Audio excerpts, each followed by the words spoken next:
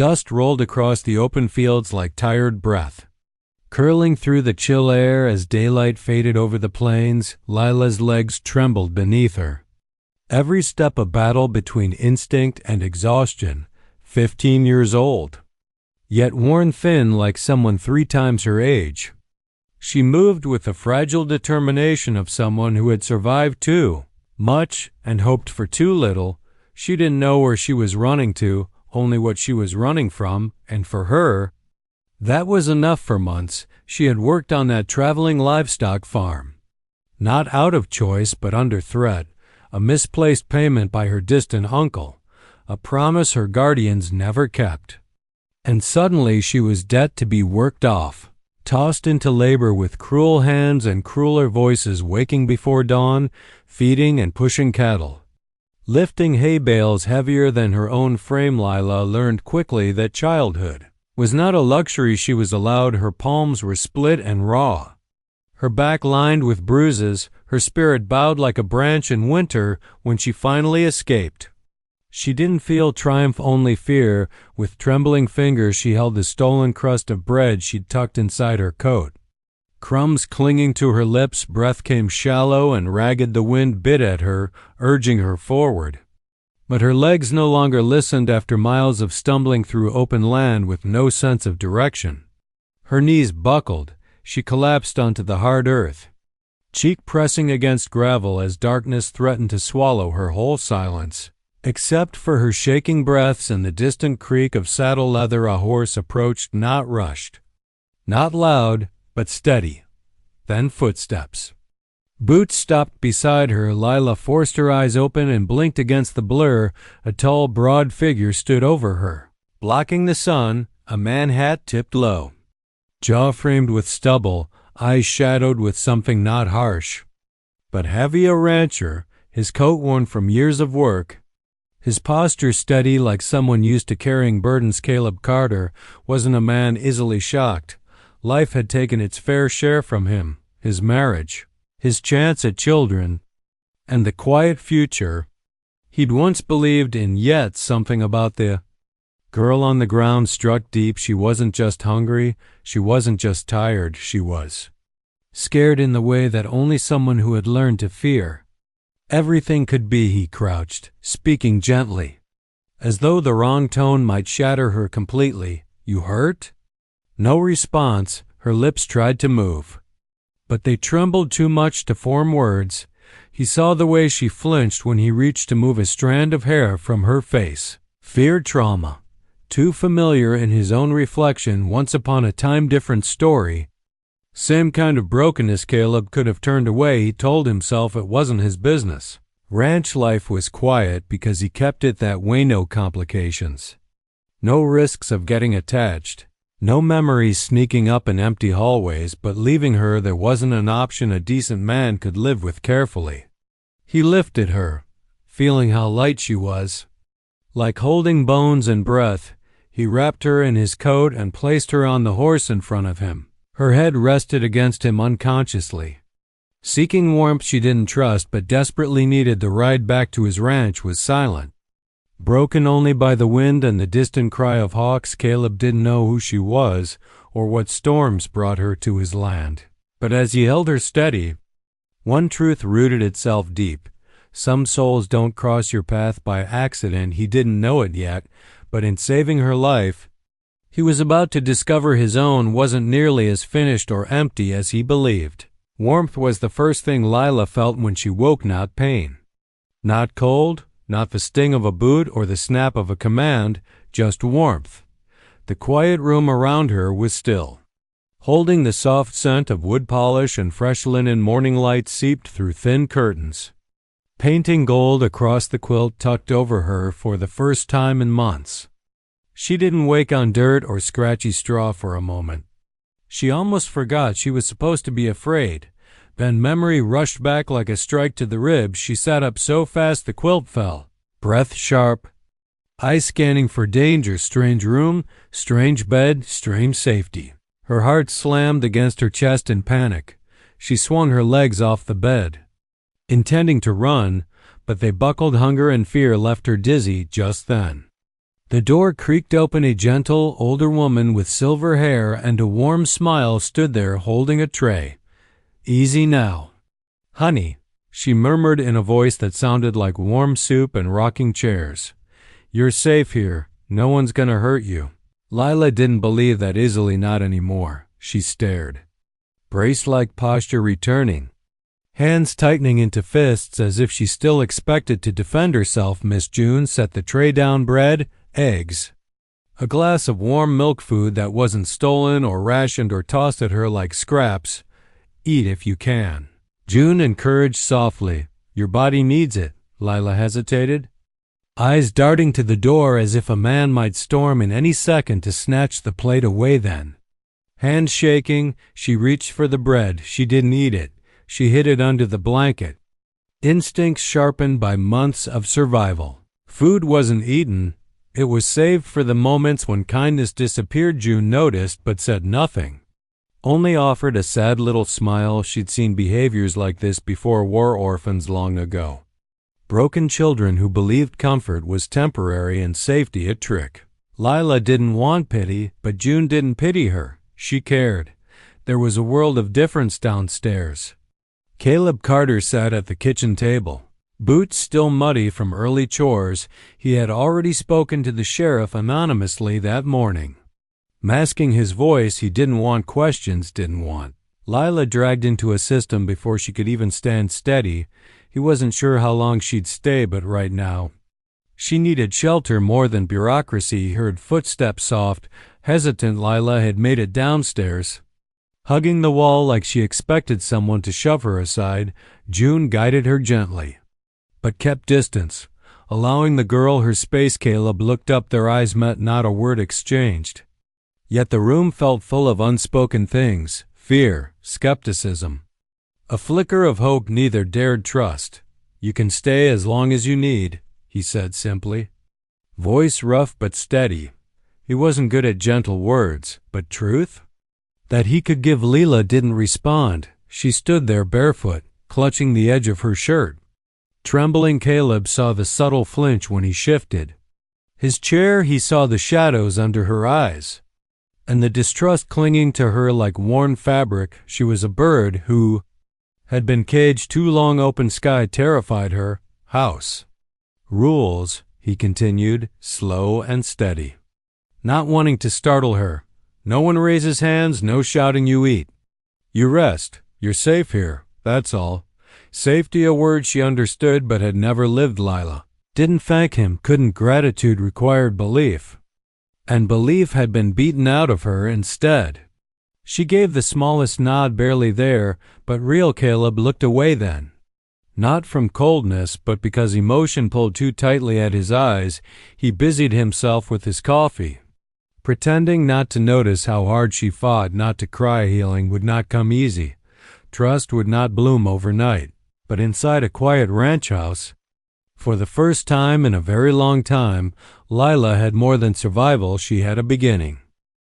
The ranch woke with the sun, roosters crowing, wind brushing through cottonwoods. The distant lowing of cattle. Life moved slow here, steady and honest. But to Lila, every soft sound still felt like it might turn sharp at any moment. Safety was new. Safety was confusing at first. She moved through the days like someone living a dream she expected to wake from. She rose before dawn, more out of habit than instruction. Years of labor had trained her body to obey the sun and fear being caught resting. Miss June found her standing by the kitchen stove at 5 a.m., staring at the kettle like she was waiting for permission to breathe. "You're allowed to rest here," June reminded her gently. "The animals won't fuss if you sleep in." Lila simply nodded, but she didn't sit. Sitting had never felt safe. Caleb noticed. Though he pretended not to, he kept busy outside, working fences, tending horses. Giving her space to learn the silence wasn't a trap. He left gentle instructions each morning: sweep the porch, feed the chickens, simple tasks she could do at her pace, not because he expected labor from her, but because routine built steadiness, purpose. Healing, and slowly, so slowly, Lila began to soften. The first time she smiled, it was small, Like a secret peeking through, she was in the barn. Brushing Daisy, the gentle brown mare who had taken to her, immediately Daisy snorted and nudged her shoulder. Demanding affection, Lila's lips twitched upward, the corners lifting in something fragile but real. Caleb, stacking hay nearby, caught the expression and froze, not wanting to interrupt the moment. As if even noticing might scare it away, quiet changes came over the days that followed. She stopped hiding food in her pockets after meals. She looked people in the eye briefly. But it was a start. She began humming to the horses, soft and airy like wind through wheat. She laughed once, just once, when Daisy sneezed hay all over her. The sound startled her, as if she didn't recognize her own joy. But healing wasn't only made of progress. Some nights shattered, her nightmares came violent. Choking things, she would wake gasping, heart racing, whispering apologies into the darkness as if an unseen hand still held power over her. The first time Caleb heard her scream, he nearly ran to her room, but June laid a hand on his arm. "Give her space," she whispered. "Let her come to us when she's ready." He hated it, this feeling of helplessness. He could mend fences, calm cattle, break wild horses. But mending a shattered girl required a different kind of strength, one he wasn't sure he had the next morning. He found Lila sitting by the barn, hugging her knees tightly. Eyes rimmed red, he didn't speak, didn't ask, just sat beside her, leaving space between them, hands resting loosely on his knees, presence steady, quiet, unquestioning. After a long silence, she whispered, voice barely audible, I didn't do anything wrong." Caleb's jaw clenched. "No, you didn't." And in that moment, something shifted. Walls didn't crumble, but a doorway cracked open as days lengthened into weeks. Lila began to participate in the ranch like she belonged, not as labor, but as life. She fed bottle calves, braided ropes, practiced reading simple books with June. June praised her progress. Caleb offered quiet nods of approval, the biggest encouragement coming from the way his eyes warmed. When he looked at her, the ranch wasn't just shelter anymore. It was breath. It was sunlight she didn't have to fear. It was the first place her heartbeat didn't feel like a ticking clock toward punishment. Though she didn't dare say it aloud yet, she was learning something powerful. Home wasn't just a place with walls. It was a place where pain could rest. It was a place where hope could grow. Again, the world outside the ranch had been quiet for a while, quiet enough that Lila began to believe maybe the people who once owned her life had forgotten her. Every morning she woke to soft light and the smell of hay instead of harsh shouts and rattling chains. Safety had begun to settle into her bones. Unfamiliar but hopeful, but peace is fragile, and sometimes the past hunts the living. It started with whispers in town when Caleb rode in for supplies. He overheard two ranch hands talking by the feed store. Couple fellas a skin around yesterday, rough looking, said they lost a worker. Caleb's jaw tightened, his hand, normally steady, curled around the saddle leather. He didn't speak, only nodded once and finished his errands. With quiet urgency before leaving town, he stopped by the sheriff's office, not to reveal everything, but to listen, to sense which way the wind was blowing. Sheriff Porter leaned back in his chair. "Been some men ridden through," he said. "Not the honest kind that keep your doors locked at night." Caleb tipped his hat, thanked him, and rode home, stomach twisting. The prairie wind felt sharper that day at the ranch. Life continued in its gentle rhythm. Lila was brushing Daisy, humming softly. Her face brightened when she saw Caleb returning, an instinctive little sign she trusted him now. But when she caught sight of the tension in his jaw, her smile faltered. Fear lived inside her like a sleeping wolf.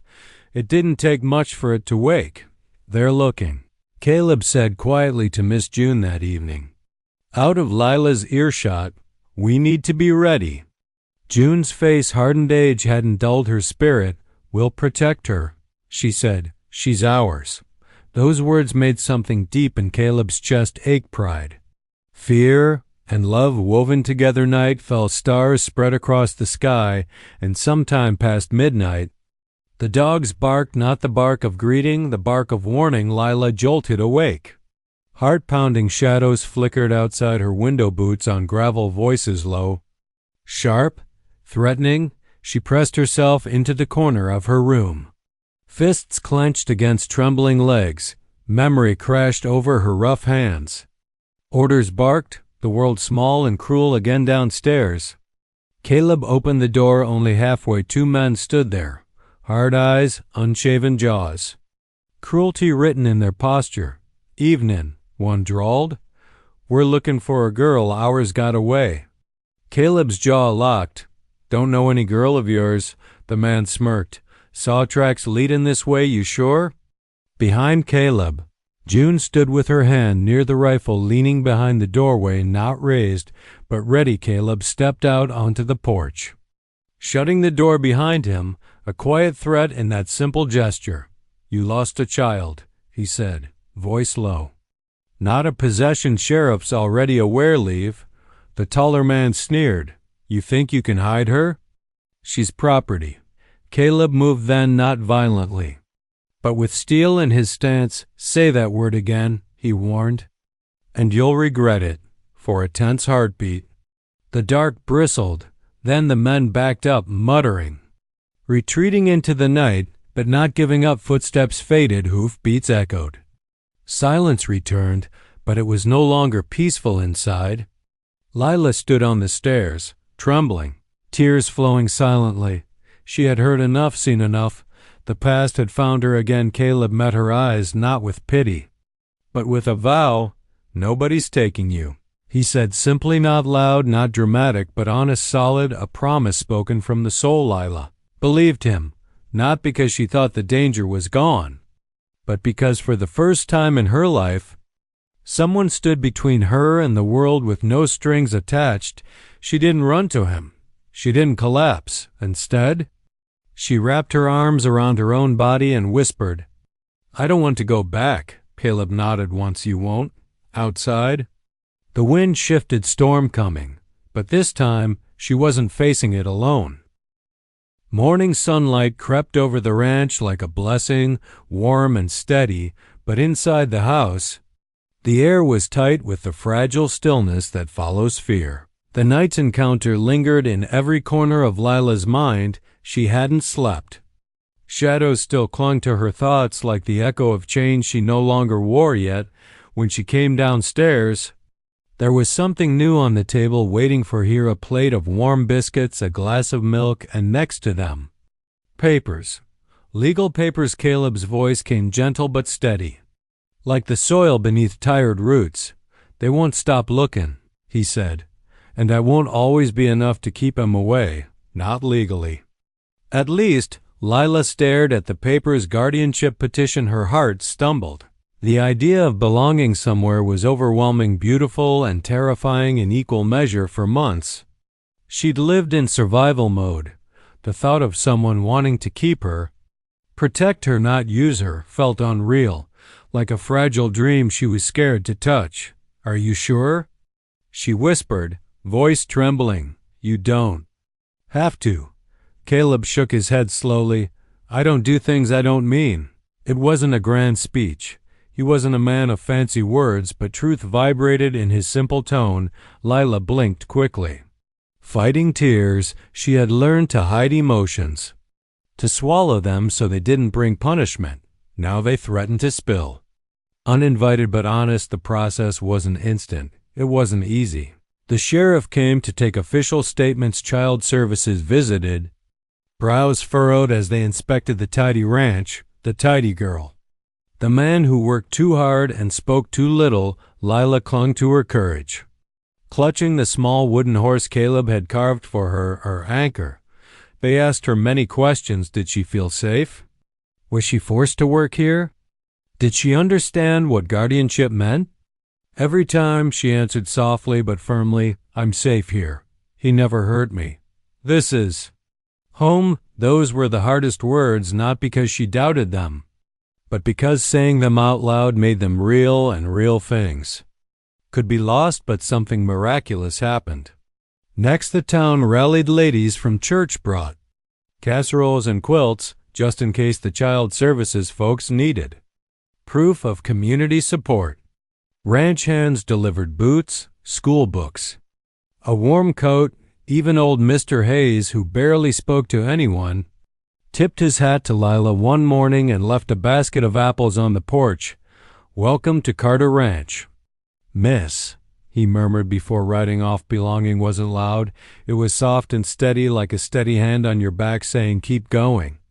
"You're not alone." The men who had claimed her as property were in jail pending charges. But fear still flickered in Lila. Sometimes trauma doesn't vanish. It fades in stages every time dread crept near. Daisy pressed her warm nose to Lila's shoulder. Grounding her, June plaited her hair and hummed hymns in the quiet kitchen. Caleb carved wooden animals in the evenings and left them by her door. No words. Just presents. When the court date arrived, Lila wore a simple blue dress June had sewn for her. Caleb stood beside her in clean boots and a stiff shirt. Awkward but composed, the courtroom felt too big, too official. But when the judge looked at Lila and asked, "Do you want to stay with Mr. Carter?" she didn't hesitate. "Yes," she whispered. "He's my person." A hush fell. Caleb's eyes dipped, not to hide emotion, but to protect it, to hold it close. The judge nodded once, voice gentle. "Then this home shall remain yours." And just like that, a girl who once belonged to no one found a family made not of blood, but of chosen love. She didn't jump or shout or cry loudly. Instead, she breathed, a long, trembling breath that sounded like freedom settling into her bones for the first time in her life. She wasn't surviving, she was becoming. Seasons changed over the Carter Ranch, each day stitching a little more warmth, a little more life into the land and into Lila. What once felt like borrowed safety had become steady ground beneath her bare feet. She woke now to birdsong and the smell of fresh bread. Not panic. She didn't startle at footsteps. She laughed freely, sometimes loudly, surprising herself every time. Healing doesn't come all at once. It comes in moments, some so small you almost miss them, like the first time she rode Daisy alone to the far pasture, like the day she enrolled in school and walked in with trembling hands, but returned smiling, like the time she called Caleb home when a teacher asked where she lived 6 months ago. She had been a runaway with haunted eyes and bruised ribs today. She braided her hair in the morning mirror and hummed softly, a girl reclaiming youth she never got to live. And Caleb, once a man with quiet ache trapped behind his ribs, found peace in ways he never expected. House no longer echoed. The table wasn't silent. He returned from the fields each evening to see boots by the door, school books scattered, and Daisy's bridle hanging by the porch after Lila's rides. Life had returned to the ranch. He didn't call himself father, not yet, not out loud.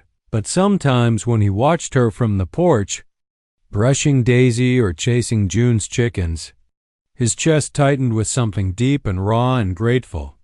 He never got the family he once dreamed of, but maybe what he got was something deeper, born not of blood but of destiny. One late afternoon, the sky blushed with traces of gold and lavender. Lila saddled Daisy, her movements confident and gentle. Caleb leaned on the railing, wiping sweat from his brow after a long day mending fences. She flashed him a grin, still shy sometimes, but open. "Race you to the west field?" she teased, voice playful. Caleb raised a brow. "You think you can beat an old cowboy?" "I think I already do." He chuckled, rough and warm. "Go on." Then she nudged Daisy forward. Wind rushed through her hair, long braids trailing like ribbons behind her. The world opened wide around her, fields stretching to the horizon, sunlight dancing off tall grass. Freedom wrapped around her like a second skin. She wasn't running away anymore.